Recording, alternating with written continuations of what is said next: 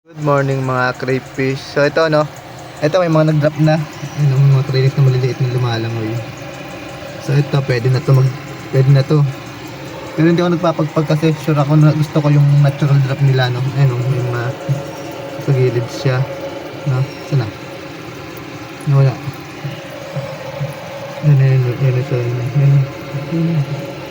Kaya naman kulan. Kasi nawal luminto siya. Yan no.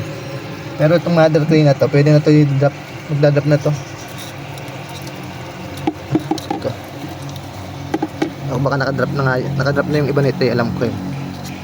Pero ito kasi natural na drop. No? Ito. Ayan, pinitik pa siya. Sana? Trick mo na dito.